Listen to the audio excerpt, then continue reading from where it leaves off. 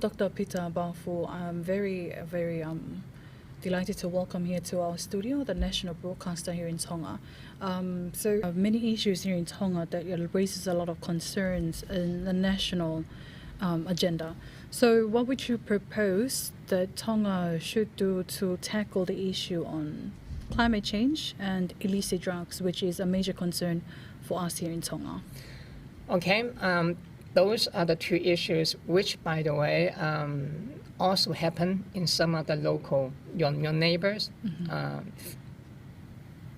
Fiji, for example, Malia also have some of the same problems. Let me talk about the drug problem first, because I saw some of them already. Even here in Tonga, some people are smoking. And of course, they don't smoke just in front of the police or the security. They smoke, privately. I saw some of them. But the drug problems require some unusual solutions. Some of the solutions that we have been doing, it doesn't work that well. Even in America, in my country, drug problem is a major problem. Drug trafficking. The U.S. have the largest drug marketing on earth, and a lot of people take drugs. So that is a major problem, and the U.S. have been fighting against that, have not been very successful. In the case of Tonga, maybe I can tell you some of the problems and the solution. I think the drug problem is not just about people who take drugs or people who sell drugs. To solve the problem, it's not sufficient for you just to say you arrest people, you put them into jail, or you put them into a mental hospital and ask them to go through this kind of recovery problem. That's not going to work. I tell you now, that's not going to work because you blame the problem on them. I think the problem is much deeper than that. You need to the problem of drug taking is a social problem, it's an economic problem, it's a cultural problem, it's a psychological problem, a multi-dimensional. Let me give you some example. Let me first begin with social problem and economic problems because they are related. A lot of people take drugs. In many cases, that's because they have some problem with money. Okay, poverty, for example, or they may not be very poor, but they have some problem to pay for the things that they need for the family, their wife, their children, whatever, their husband. So it's stress. When you cannot pay for what you want in society, it's stressful. And when you are the breadwinner of the family, the burden is on you, and it's stress. Now, some people, what do they do when they become stressful? They drink, they take drugs, and they beat up their own women. Okay, this is not true only here. You go to many other countries, the same thing. I saw this so many times. So to tackle the problem, you have to understand that many of them here have a social dimension, have an economic problem. You can put them in jail. The next day, someone else will take drugs. You put them in jail, and all of a sudden, your jail has no more rooms because you don't attack the roots of the problem. So this is a good example of the economic problems. They have social dimension. Another example, cultural issue. Tonga, just like many other neighboring countries, you are copying capitalism from the West. Now, the mindset of a capitalist is greed. Materialistic, money, consumption, more consumption is better, more, you consume more. That's why obesity is a major problem, a serious problem in many of the Pacific Islands. Last figure that I saw, I don't know the current one, like more than 70% of the population have obesity problem. Why? You see that? Another problem is also culture too, a laid back. The culture in the Pacific Islands are very laid back. People enjoy life. There's nothing wrong with that. You go to Africa, the same problem. There's nothing wrong with that. You enjoy life, that's your way of life. But I'm just saying there's a trade-off. The more laid back you are, the less hardworking you will become. You don't like to work too much. Now, you consume more, you work less. Now, that is a gap here. I mean, where do you get the money to pay for all this consumption? You want more and more and more, okay? You get so big, okay, fine. It costs money, you know, to consume all of this, to spend all of this. But you also want to work less too because you don't like to work too much. Okay, fine, that's your way of life. But I'm saying there's a trade-off here. There's a gap. This gap is creating social problems.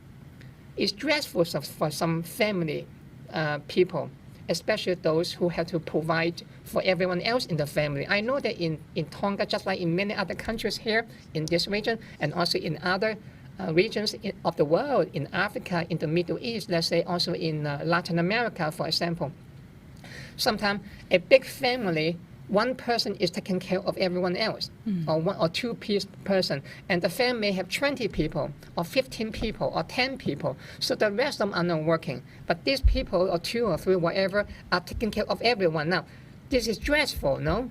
This person are taking care of everyone. What if these people do not have sufficient money? Now they're stressed. And what's going to happen now? The most common solution for these people, they are taking drugs.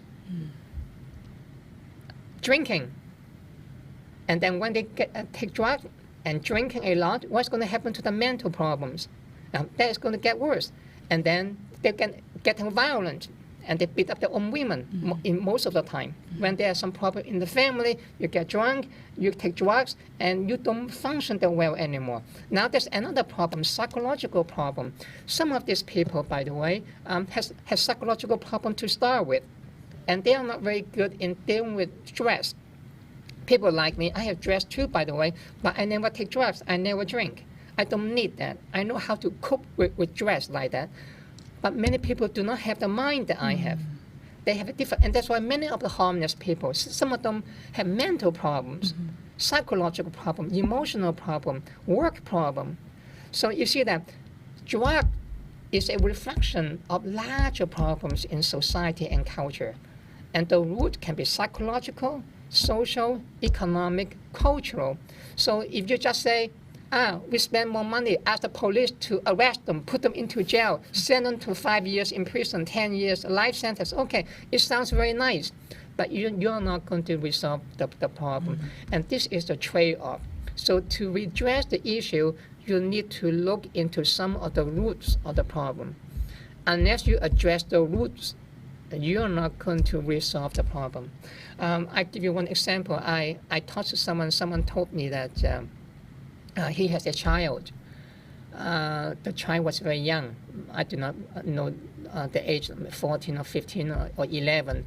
The child has some problem in school. Okay, so he did not do well in school, and then he mingled with some of his friends who are just like him, and they end up taking drugs from drug dealers.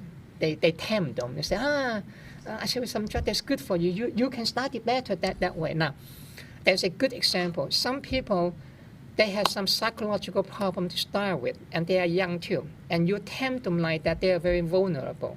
Okay, I was young too. I used to be in my teen. Okay, but I was not vulnerable because I don't have this kind of problem. Okay, and when people came to me, I just ignored them. I asked them to walk away. Okay.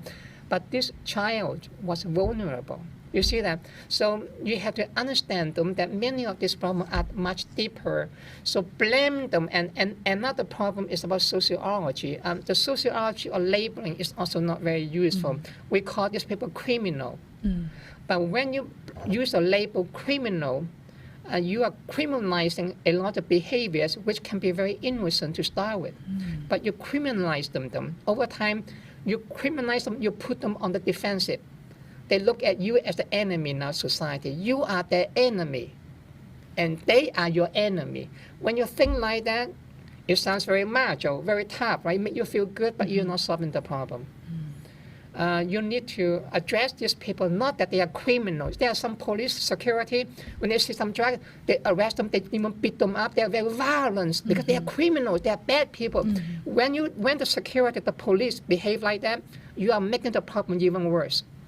You need to change the mindset of thinking about all this problem. And then, of course, I have been in many countries, you have police corruption. Sorry to tell you, Tonga is ranked as one of the most corrupt countries in the world, including the police officers in Tonga has been ranked as one of the most corrupt. So this is deeper problem now. So you cannot just blame on the drug dealers on the supply side and the drug takers on the demand side, and they are the bad people, just get rid of them, everything will be nice. No, because aside from these two groups, you have deeper problems. Unless you address those problems, psychological, social, cultural, economic, for example, and political too, you are not going to resolve the problem. I read some of the action which have been taken in Tonga. I tell you now, you're not going to be successful. I tell you now. Because the way that you approach the problem is not, you are not addressing the roots of the problem. I think this issue has to be discussed in your national parliament, not just by inviting people who are there to support whatever group.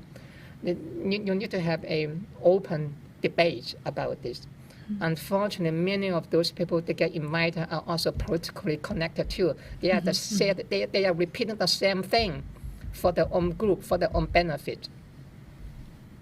You have to look for the other side, but right now I don't see any open debate going on. The debate is so toxic, it's so political. Thank you very much for the opportunity. Okay, thank you for having me. Yes.